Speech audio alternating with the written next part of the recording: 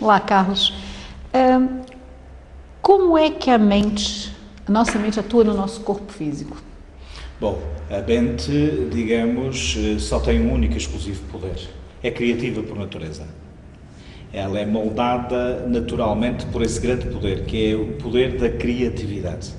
E quem quiser utilizar a sua mente nos processos criativos, pois evidentemente muito pode fazer através dela. Agora, como tem um poder criativo, pode criar positivamente estados gerais, como criar negativamente esses mesmos estados.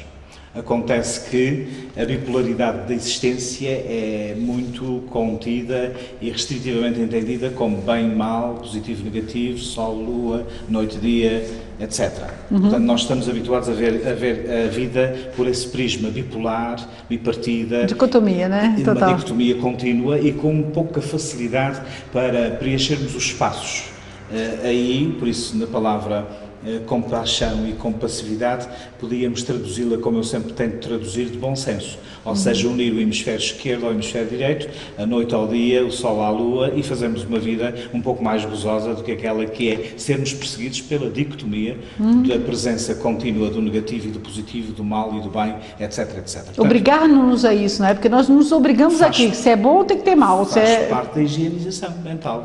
Portanto, para o paciente que recorre ao psicólogo e até mesmo ao psiquiatra com este novo instrumento, com o instrumento da hipnose condicionativa, poder-se-á estar a criar uma nova mentalidade, digamos assim, sem criar aqui a condição de sermos os melhores porque criamos um instrumento e que agora este instrumento é o único. Não, é um mais instrumento que nos obriga a pensar e a repensar, particularmente modificando, passando por catarses diversas, modificando a mente. Em vez de pensarmos que está tudo dividido, porque não pensar na intercomplementaridade das divisões, em que o não passa a ser complementar do sim, o sim complementar do não e assim sucessivamente.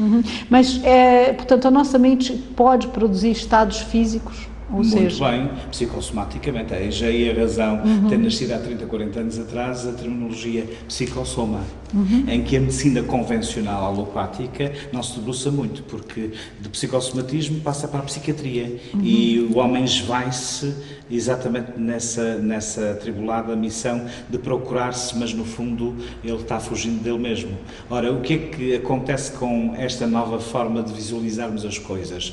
Vamos perceber onde está a causa que forneceu o sintoma e vamos perceber simultaneamente que aquela consequência derivada do sintoma pode ser remissiva, ou seja, através da causa, através do mergulho na alma, podemos ir buscar a razão que nos faz sofrer, ou seja, fazendo a catarse positivamente. Mas esses quadros físicos degeneram obrigatoriamente em doenças reais, não é? Absolutamente. Aliás, 99,9% das doenças, excetuando os acidentes de percurso, etc., são originários na mente, ou seja, na psique humana. E como é que a mente vai atuar no nosso campo emocional? A partir do momento em que a pessoa se acalma e que serena, imediatamente não há stress. Ou seja, o stress normal de nos movimentarmos, de falarmos, de articularmos o que quer que seja, passa a ser uma serenidade. Passa a ser um movimento sereno, onde a complementaridade da paz de espírito, a complementaridade da passividade existe. A partir do momento em que a pessoa preencher esse seu espaço por essa pacificação, deixa de ter níveis que vão influenciar o organismo negativamente, passa a ter níveis de influência positiva, ou seja, o organismo vai viver muito mais tempo em equilíbrio perpétuo. E no campo espiritual? A mente também vai influenciar? Digamos que a mente poderá ser entendida como um subproduto do espírito. Por que não? Porque é necessário vermos o chamado triunvirato, que é físico, mente e psique ou espírito, como queira. Mas temos aqui depois o permeio da energia, das diversas articulações energéticas e temos também a nossa própria vivência com os nossos corpos mais sutis, porque o corpo humano está dividido pelo menos em 7 etapas diferenciadas. Reconhecidamente, não é? Exatamente, cientificamente comprovado. São os 7 corpos sutis, exatamente, não é isso? Mas para além desses corpos existem outros mais. Claro. Mas são os 7 físicos sutis, porque depois poderíamos multiplicar isso um pouco mais. Agora, no caso, a mente atua... Nós poderíamos considerar que a mente é a nossa alma? Digamos alma enquanto fôlego. enquanto sopro de vida, podemos considerar, embora exista quase como um limbo na própria palavra alma, porque muita gente ainda confunde alma com espírito. E, portanto, é conveniente sempre dizer que, enquanto há vida, o fôlego, o prana, existe. A partir do momento em que se extingue este tipo de vida, este movimento físico, o prana volta ao Pai, volta à casa de onde veio, e a alma extingue-se, ou seja, ela não se extingue, ela vai para onde nasceu.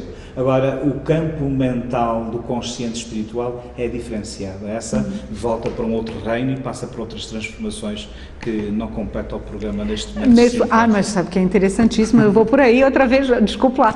Mas então, posso considerar que alma e espírito não é a mesma coisa? Não é a mesma coisa. São, digamos, duas vertentes, embora sutis, de entender um determinado movimento. Por exemplo, eu considero a alma a forma que eu tenho de pensar em relação à estrutura do próprio pensamento cognitivo, ou seja, a minha experiência de vida.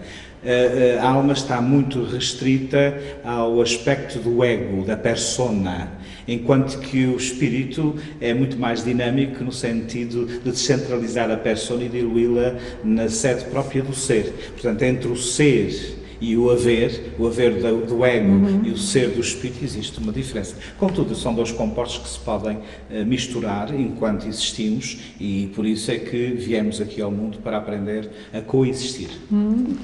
Ok, é o que eu digo, vou sempre aprendendo lições consigo. Agora, os fatos que nós revivemos voltando à higienização mental, os fatos que revivemos nesse processo da terapia, não é? Eles não podem ser fruto da nossa imaginação? Era necessário entendermos o que é a imaginação, senão o poder criativo da própria mente. Ilusão e imaginação não são a mesma coisa.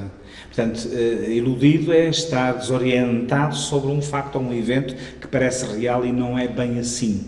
Portanto, no fundo, se olharmos para a rua, se olharmos o movimento da rua, se olharmos o céu e a terra, vamos ver quantas ilusões este mundo é formado. Por quantas ilusões? Por muitas. Claro. Onde é que está a realidade? A realidade é quase como que um contraforte da nossa experiência real, que não é fictícia, particularmente no autorregulamento de desenvolvimento e da evolução espiritual. Portanto, é o nosso entendimento, é a nossa cognosciência do que é estar vivo, operando e, neste caso, materializando a evolução em nós mesmos. Portanto, a ilusão, no fundo, não tem muito a ver com aquele aspecto da criatividade que a mente é munida, e ela realmente é poderosa nesse aspecto, e, portanto, eu creio que, em primeiro lugar, há necessidade de saber os termos, deslindar as frases e, particularmente, conhecer a semântica da nossa própria língua, para podermos então mergulhar serenamente, mesmo nas palavras que nos atinjam, enfim, diretamente naquilo que nós queremos e naquilo que queremos referenciar